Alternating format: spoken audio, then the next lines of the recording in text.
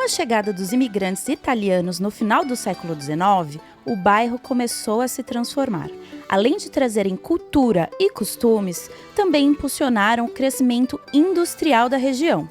A construção da estação ferroviária na Moca foi um grande passo para o desenvolvimento do bairro. O Museu da Imigração ele foi inaugurado em 1993, né? É uma história recente, mas ele se encontra no edifício histórico, ele se encontra no edifício da antiga hospedaria de imigrantes do Brás.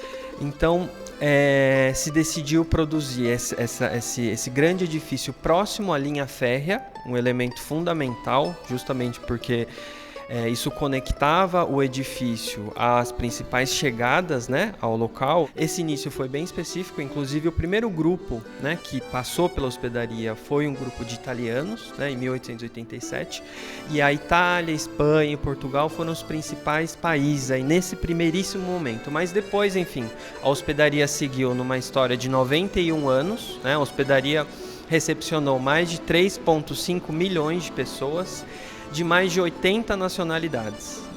E foi daqui que um italiano chamado Donato di Cunto desembarcou e trouxe com ele uma iguaria, que hoje é uma tradição natalina e que não pode faltar na mesa dos brasileiros.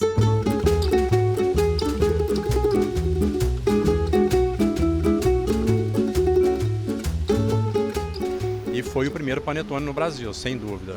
E já com uma longa história aí de tradição, de ser um panetone artesanal, que a gente se orgulha muito de fazer até hoje com a maior qualidade possível, né? A Itália estava passando por um período difícil e ele sai de Nápoles com destino a Montevidéu. Ele não falava nem português nem espanhol. E o que disseram para ele na época é o seguinte: você vai descer no terceiro porto, que era Montevidéu. Por algum motivo, esse navio deu uma parada intermediária em algum lugar que não se sabe onde. Então o terceiro porto acabou sendo Santos. Ele desceu em Santos, não falava português, custou entender onde ele estava, mas acabou ficando por aqui, veio trabalhar em São Paulo. Em 1896, ele abre uma padaria nesse local. Depois os filhos voltaram e deram essa continuidade. Quer dizer, são 127 anos de história, quer dizer, passando por praticamente 3 séculos aí. Parte da gastronomia italiana, um ícone da gastronomia italiana.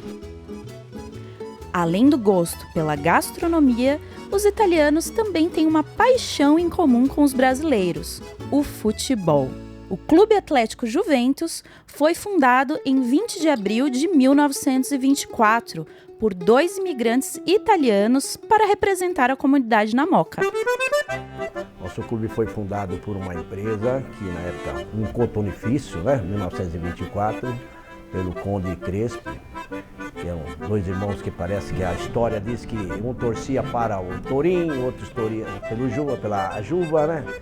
Então acabou dando Juventus na cor grená, com o emblema, né, para contentar os 2 irmãos, né?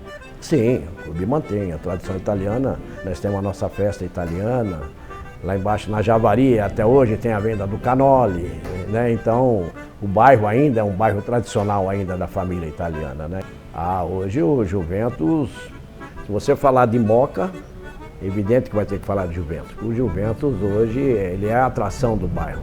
Mas se você falar Moca, falou Vila Prudente, Moca, Água Rasa, a região, o pessoal já fala é Juventus. O Juventus é tradicional, então a gente brinca. É um clube grande onde nós temos os maiores, mas é querido por todos.